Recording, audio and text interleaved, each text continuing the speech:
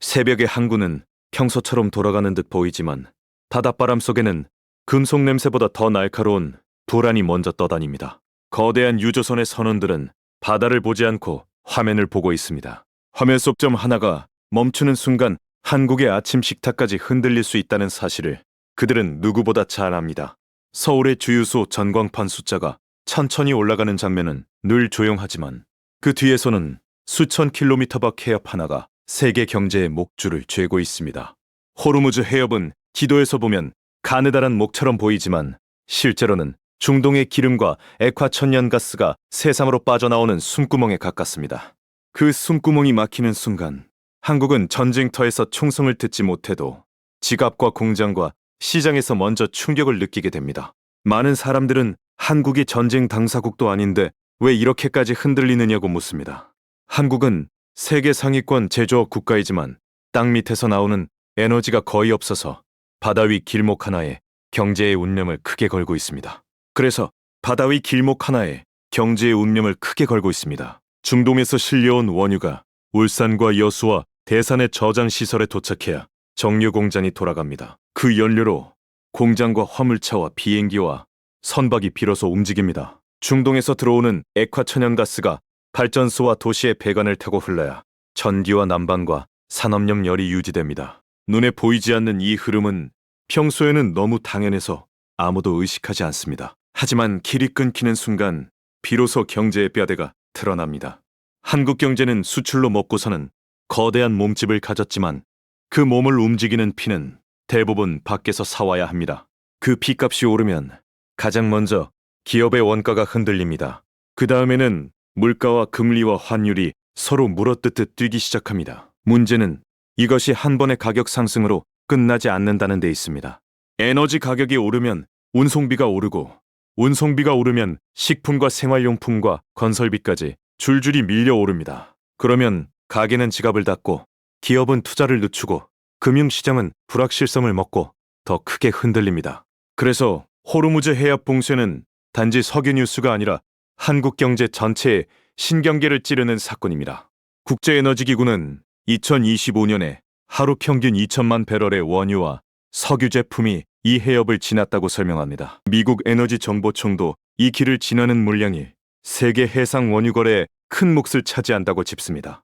더 무서운 것은 이 물량의 대부분이 아시아로 향한다는 점입니다. 유럽보다 미국보다 한국과 일본과 중국과 인도가 먼저 직격탄을 맞는 구조라는 뜻입니다. 한국무역협회 자료를 보면 한국은 원유의 약 7할과 액화 천연가스의 약 2할을 중동에서 들여옵니다. 이것은 단지 수입 비중이 높다는 말이 아닙니다. 가격과 물량과 운송과 보험이 한꺼번에 흔들릴 수 있다는 뜻입니다.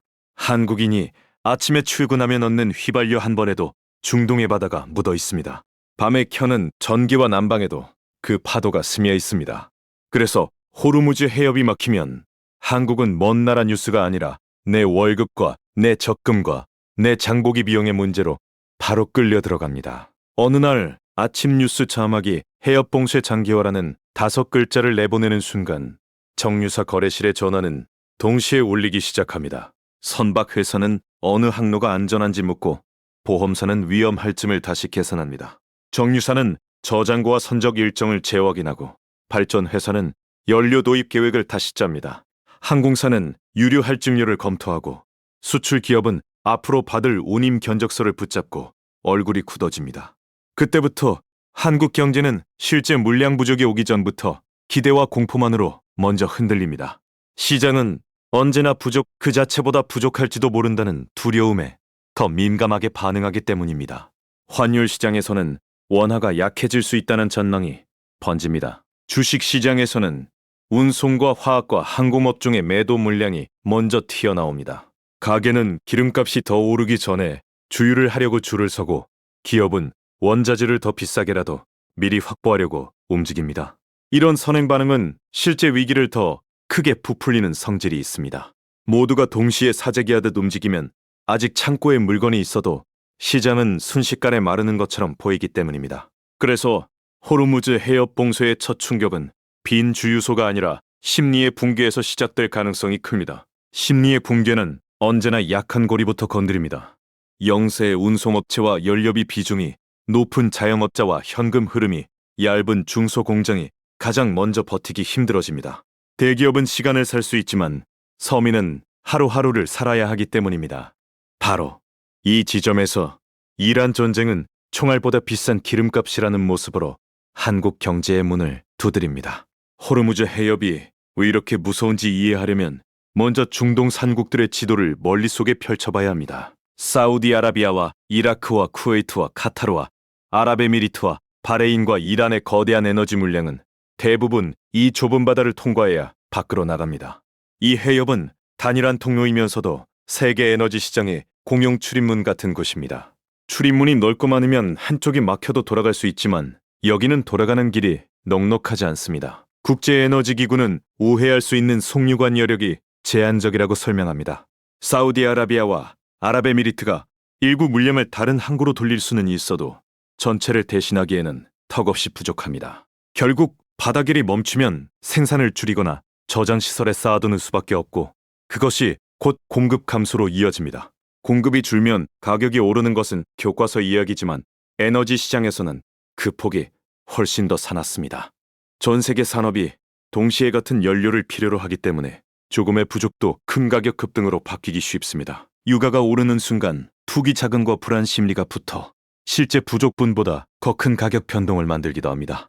국제 보도기관들은 선박이 멈춘 지 열흘 만에도 산유국 저장 시설이 빠르게 차오르고 생산 조정 압박이 커진다고 전했습니다. 이것은 단순한 운송 지연이 아니라 공급 사슬 전체가 거꾸로 밀려나는 현상입니다. 원유뿐 아니라 액화천연가스 공급도 이 해협에 크게 묶여 있습니다. 국제에너지기구에 따르면 카타르와 아랍에미리트의 액화천연가스 수출 상당수가 이 해협을 지나며 전 세계 거래량의 거의 5분의 1이 여기에 걸려 있습니다. 이 연료는 겨울 난방뿐 아니라 발전과 산업 공정에도 깊숙이 연결되어 있습니다. 전기가 부족해지는 문제는 원유 부족보다 훨씬 빠르게 생활로 번질 수 있습니다. 한국은 전력 생산에서 기체 연료 비중이 적지 않기 때문에 액화천연가스 가격이 뛰면 전기요금 정책도 압박을 받게 됩니다. 정부가 요금을 억지로 묶으면 공기업의 적자가 쌓이고 결국 다른 방식으로 국민이 부담하게 됩니다. 에너지 충격은 언제나 한쪽에서 눌러도 다른 쪽에서 튀어나옵니다. 세계는 위기 때마다 적응해 왔다고 말하는 사람들도 있습니다. 세계가 위기마다 적응해 온 것은 사실이지만 한국 경제는 그 적응의 시간을 살 때 가장 큰 비용을 치릅니다. 한국은 에너지를 수입해 가공하고 다시 세계로 수출하는 구조라서 원가 충격이 한 번만 오는 것이 아닙니다. 들어올 때 비싸지고 만들 때 비싸지고 나갈 때 운임까지 비싸집니다.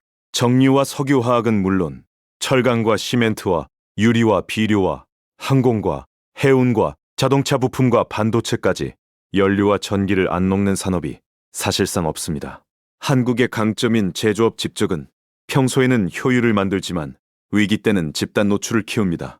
한 군데서 에너지 비용이 오르면 수많은 업종이 동시에 압박을 받기 때문입니다. 중동산 원유는 단순히 양만 중요한 것이 아니라 품질과 설비 적합성까지 얽혀 있습니다. 정유공장은 처리하기 익숙한 원유 성상이 있어서 아무 원유나 바로 바꿔 쓸 수 없습니다.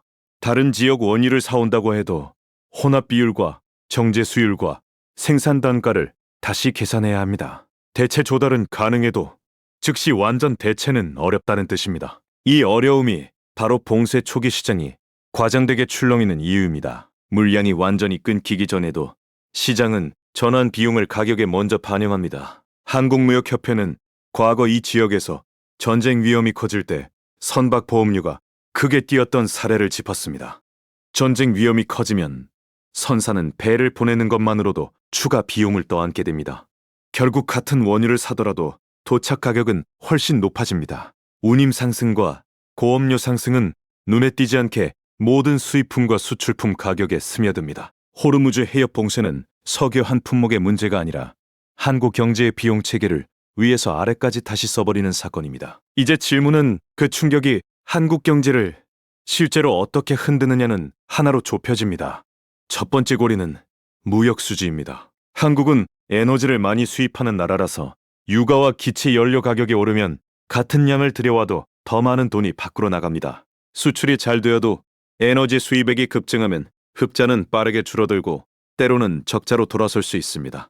무역 수지가 약해지면 외환 시장은 원화에 더 박하게 반응합니다. 원화가 약해지면 수입 물가는 다시 오르고 수입 물가가 오르면 국내 물가는 한 번 더 밀려 올라갑니다. 한국은행도 2026년 경제 전망에서 지정학적 긴장과 유가와 환율을 핵심 위험 요인으로 직접 짚었습니다. 전쟁이 길어질수록 중앙은행이 가장 싫어하는 조합이 만들어진다는 뜻입니다. 경기는 둔해지는데 물가는 오르는 상황입니다. 사람들은 이런 상태를 살림살이에는 최악이고 정책에는 난제라고 느낍니다. 금리를 내리자니 물가와 환율이 겁나고 금리를 올리자니 경기와 빚 부담이 버티지 못합니다. 이때 가장 괴로운 사람들은 빚이 있는 가게와 자금 사정이 빠듯한 기업입니다. 장사는 안 되는데 냉난방비와 운송비와 원재료 값은 오르고 대출 이자는 낮아지지 않는다면 버틸 힘이 빠르게 닳습니다. 세 번째 고리는 소비 위축입니다. 기름값이 오르면 사람들은 가장 먼저 멀리 가는 약속부터 줄입니다. 택배비와 외식비와 식재료 값이 오르면 가게는 바로 선택을 시작합니다. 꼭 필요하지 않은 소비부터 멈춥니다. 이 작은 멈춤이 수천만 번 반복되면 소매 판매와 서비스업 매출이 식어갑니다. 전쟁은 멀리 있지만 동네 상권이 먼저 싸늘해지는 이유가 여기 있습니다. 네 번째 고리는 기업 수익성입니다. 정유사는 재고 평가 이익을 볼 수도 있지만 가격 급변동이 심하면 운영 위험도 함께 커집니다. 석유 화학은 원료값이 뛰는데 제품 가격으로 모두 전가하지 못하면 이익 폭이 빠르게 깎입니다. 항공과 해운은 유류비 부담이 즉각적으로 반영되고 운임이 올라가도 물동량이 줄면 결국 이익이 흔들립니다. 자동차와 전자와 기계업종도 부품 운송 지연과 전력 비용 상승을 동시에 맞을 수 있습니다. 반도체는 전기를 많이 쓰는 산업이라 직접적인 에너지 비용 상승과 간접적인 경기 둔화를 함께 맞습니다. 5번째 고리는 금융시장입니다. 외국인 자금은 불안할수록 안전한 곳으로 이동하려 하고 신흥국 통화와 증시는 공포가 숫자보다 먼저 움직이며 더 예민하게 흔들립니다. 한국은 선진 산업 구조를 가졌지만 대외 의존도가 높아 외부 충격 때마다 시장 변동성이 커지는 편입니다. 국제 유가가 높은 수준에서 오래 머문다면 주가 하락만이 문제가 아닙니다. 회사채 금리와 자금 조달 비용이 올라 취약 기업의 숨통이 먼저 막힐 수 있습니다. 은행은 보수적으로 대출을 줄이고 기업은 투자 계획을 뒤로 미룹니다. 그러면 고용이 얼어붙고 청년 채용이 줄고 임금 상승도 둔화됩니다. 결국 에너지 충격은 일자리 문제로까지 번집니다. 6번째 고리는 정부 재정입니다. 정부가 유류세를 낮추고 전기와 열연료 요금을 억누르고 취약 업종을 지원하려면 재정 부담이 커집니다. 위기를 막기 위해 돈을 쓰지 않을 수는 없지만 그 돈 역시 언젠가는 다른 세대가 짊어질 몫이 됩니다. 그렇다면 정말 한국은 속수무책일까요? 한국은 평소보다 훨씬 거친 바람을 맞을 수 있지만 당장 쓰러질 만큼 아무 준비도 없는 나라는 아닙니다. 연합뉴스 보도를 보면 정부와 민간을 합친 즉시 사용 가능한 석유 물량은 상당한 규모이고 추가 확보 물량까지 포함하면 208일가량의 대응 여력이 있다고 설명했습니다. 한국은 국제 기준으로도 석유 비축 규모가 큰 편에 속합니다. 이것은 봉쇄가 하루 이틀 만에 한국의 기름통을 텅 비게 만들지는 않는다는 뜻입니다. 바로 이 점이 공포와 현실을 가르는 첫 번째 선입니다. 하지만 비축유가 있다고 해서 경제 충격이 사라지는 것은 아닙니다. 비축은 물량 공백을 메우는 장치이지 높은 가격과 불안 심리를 지우는 마법은 아니기 때문입니다. 실제로 정부는 2026년 3월 경보 단계를 올리고 전략 비축유 방출과 대체 도입선을 함께 검토했습니다. 아랍에미리트로부터 추가 원유 확보 약속을 받았다는 발표도 나왔습니다. 정부가 최악의 경우를 가정하고 움직이고 있다는 뜻이자 그만큼 상황을 가볍게 보지 않는다는 신호이기도 합니다. 국제 보도기관들은 아시아가 이번 충격에 가장 취약한 지역이라고 짚었습니다. 해협을 지나는 물량의 상당수가 아시아로 향하기 때문에 아시아 국가들은 서로 같은 대체 물량을 두고 경쟁하게 됩니다. 한국만 열심히 움직인다고 해결되는 문제가 아니라는 말입니다. 일본과 중국과 인도와 동남아 여러 나라가 동시에 연료 확보전에 나서면 현물 시장 가격은 더 빠르게 올라갑니다. 이때 돈이 많은 나라가 반드시 유리한 것도 아닙니다. 계약 구조와 저장 시설과 정제 설비, 적합성과 외교 채널이 함께 작동해야 하기 때문입니다. 위기는 언제나 돈만으로 살 수 없는 것을 드러냅니다. 과거 석유 파동을 돌아보면 진짜 상처는 가격 그 자체보다 공포가 경제 주체의 행동을 바꿔버릴 때 깊어졌습니다. 기업은 미래를 믿지 못해 투자를 미루고 가게는 내일을 두려워해 소비를 줄였습니다. 한국 경제가 강했던 순간은 언제나 불확실성을 빠르게 관리했을 때였습니다. 반대로 버거웠던 순간은 외부 충격이 내부 취약성과 맞물렸을 때였습니다. 지금 한국은 가계 부채 부담과 내수 체력 약화와 일부 산업의 구조조정 압박을 이미 안고 있습니다. 외부에서 파도가 올 때 배안도 완전히 평온한 상태가 아니라는 뜻입니다. 석유화학업계는 원가 상승과 수요 둔화가 겹치면 버티기가 더 어려워집니다. 항공업계는 여행 수요가 살아나도 유류비가 급등하면 수익성이 쉽게 무너집니다. 물류업계는 운임이 올라도 배가 제때 다니지 못하면 고객 신뢰를 잃습니다. 제조업 하청업체들은 대기업보다 가격 전가력이 약해 더 먼저 아픔을 느낍니다. 위기의 얼굴은 늘 하청 공장의 야근 중단과 사장님의 한숨과 가계부의 빈칸으로 나타납니다. 서민의 체감은 늘 거시 지표보다 빠릅니다. 주유기 손잡이를 쥐는 순간 평소보다 몇천 원 더 빠져나가는 감각은 통계표보다 선명합니다. 배달 기사와 택시 기사와 화물 기사에게 연료비는 곧 하루의 수입입니다. 빵집과 세탁소와 횟집과 작은 공장에게 전기와 열 연료요금은 생존선입니다. 이런 곳에서 한 달, 두 달 버티기 시작하면 도시의 공기는 조용히 무거워집니다. 겉으로는 불이 켜져 있어도 안쪽 창문은 이미 붉게 물들어 있을 수 있습니다. 호르무즈 해협 봉쇄는 뉴스 속 지정학이 아니라 동네 경제의 숨소리 문제입니다. 사람들은 대개 위기가 터지고 나서야 평범한 일상이 얼마나 복잡한 바닥을 위해 서 있었는지 깨닫습니다. 아침 음료 한 잔의 배달비에서 밤 시내버스의 운영비까지 모두 에너지라는 보이지 않는 바닥 위에 놓여 있었다는 사실 말입니다. 그 바닥이 흔들릴 때 한국 사회는 생각보다 많은 곳에서 동시에 삐걱거릴 수 있습니다. 그렇다고 한국 경제가 반드시 무너진다고 단정할 필요는 없습니다. 다만 어떤 조건에서 위기가 관리 가능한 충격이 되고 어떤 조건에서 구조적 상처가 되는지는 분명히 갈립니다. 봉쇄가 짧고 국제공조가 빠르게 작동하며 비축유 방출과 대체 수입선 확보가 동시에 이루어진다면 충격은 크더라도 버틸 수 있습니다. 하지만 해협 봉쇄가 길어지고 유가와 기체 연료 가격이 높은 수준에서 오래 머물며 금융시장의 불안이 겹치면 이야기는 전혀 달라집니다. 그때 한국은 단순한 에너지 위기가 아니라 성장률 하락과 물가 상승과 고용 둔화가 겹치는 복합 위기를 맞게 됩니다. 한국은행이 이미 유가와 환율과 지정학을 주요 위험으로 짚은 이유도 여기에 있습니다. 결국 한국 경제를 흔드는 것은 해협 하나가 아니라 그 충격이 오래 지속될 때 드러나는 국내 취약성입니다. 에너지 수입 의존도와 높은 대외 개방도와 약한 내수 체력과 부채, 부담이 한 점으로 모일 때 충격은 배가 됩니다. 진짜 질문은 전쟁이 나느냐보다 충격이 왔을 때 한국이 얼마나 빨리 버틸 시간을 벌 수 있느냐이고 시간을 버는 나라가 결국 위기에서 살아남습니다. 비축유는 시간을 벌어주고 외교는 대체 물량을 벌어주고 산업구조 전환은 다음 위기의 상처를 줄여줍니다. 장기적으로는 중동 의존도를 줄이는 조달 다변화가 필수입니다. 원유만이 아니라 액화천연가스와 연료 원료 전체의 조달 지도를 다시 그려야 합니다. 재생 전력원과 원자력과 저장 기술 확대는 단지 환경 의제가 아니라 국가 생존 전략입니다. 전력망과 에너지 효율 투자는 경기 부양 정책이면서 동시에 안보 정책이기도 합니다. 산업 현장에서는 연료 다변화와 효율 개선과 재고 전략을 더 정교하게 짜야 합니다. 정부는 위기가 왔을 때 가격 통제만 외칠 것이 아니라 어떤 업종을 어떻게 먼저 살릴지 우선순위를 정교하게 준비해야 합니다. 금융당국은 시장 불안을 잠재울 자금 공급 장치를 선제적으로 점검해야 합니다. 중앙은행은 물가와 경기 사이에서 더 어려운 판단을 미리 준비해야 합니다. 기업은 값싼 에너지에 기대어 버티는 체질에서 벗어나야 합니다. 가게는 외부 충격에 흔들리지 않을 여유 자산과 소비 습관을 고민해야 합니다. 위기는 늘 불편한 진실을 들고 옵니다. 우리가 싸다고 믿었던 기름값은 사실 먼 바다의 평화 위에 잠시 얹혀있던 가격일 수 있습니다. 우리가 당연하다고 여겼던 안정은 누군가의 협상과 항로와 보험과 비축의 결과였을 뿐입니다.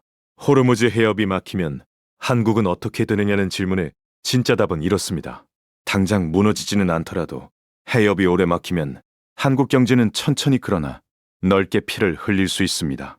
수출 강국의 심장은 계속 뛰겠지만 혈관 곳곳이 막히듯 비용과 불안이 번지면 몸 전체가 무거워집니다. 그 통증은 통계보다 먼저 서민의 지갑과 자영업자의 매출과 청년의 채용 공고에서 나타날 것입니다. 전쟁은 국경에서 시작되지만 불황은 식탁에서 완성됩니다. 지금 우리에게 필요한 것은 막연한 공포도 근거 없는 낙관도 아닙니다. 어디가 가장 약한 고리인지 냉정하게 보고 그 고리가 끊어지기 전에 시간을 사는 일입니다. 해협은 멀리 있지만 경제는 가까이 있습니다. 뉴스 화면 속 바다는 검게 흔들리지만 결국 그 물결은 한국의 주유기와 장바구니와 공장 골동으로 밀려옵니다. 이란 전쟁은 중동의 이야기에 머물지 않고 한국 경제의 미래를 시험하는 문제입니다. 우리가 이 위기를 지나며 배워야 할 것은 에너지 안보가 선택이 아니라 생존의 언어라는 사실입니다. 바다가 막히는 순간 가장 비싼 대가는 준비하지 않은 나라가 치릅니다. 한국이 버티려면 더 많이 저장하고 더 넓게 사오고 더 적게 낭비하고 더 빠르게 전환해야 합니다. 그래야 다음번 검은 파도가 와도 공포보다 질서가 먼저 움직일 수 있습니다. 그날이 왔을 때 한국 경제를 지키는 힘은 멀리 있는 누군가가 아니라 미리 준비한 우리 자신의 선택일 것입니다. 호르무즈 해협이 막히면 한국은 분명히 흔들리겠지만 그 충격을 재난으로 만들지 위기로 끝낼지는 결국 지금의 대비가 결정합니다. 이 영상이 도움이 됐다면 구독과 좋아요, 그리고 알림 설정까지 눌러주세요. 다음 영상에서도 여러분이 반드시 알아야 할 경제 이야기로 찾아오겠습니다.